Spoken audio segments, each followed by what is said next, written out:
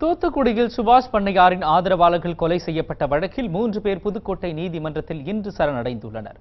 சுபாஷ் பண்ணையாரின் ஆதரவாளர்களான ஆறுமுகசாமி, கண்ணன் என்ற இருவர் கடந்த 7ஆம் தேதி தூத்துக்குடியில் படுகொலை செய்யப்பட்டனர். இதில் கண்ணன் என்பவரின் தலையை துண்டித்த கொலையாளிகள் அதை மறைந்த தேவேந்திர குல வேளாளர் கூட்டமைப்பின் தலைவர் பசுபதி பாண்டியனின் நினைவு தூண் அருகே வைத்து சென்ற சம்பவம் அதிர்ச்சியை ஏற்படுத்தியது.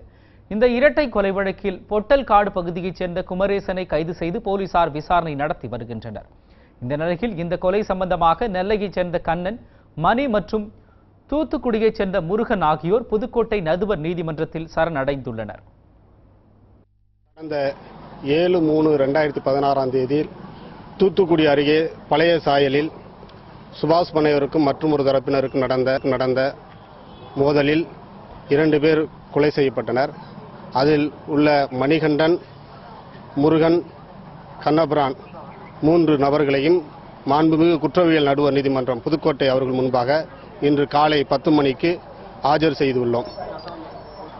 மேற்படி எதிரிகள் 3வரும் மாண்புமிகு குற்றவியல் நடுவர் நீதிமன்றம் அவருடைய உத்தரவுக்காக இருக்க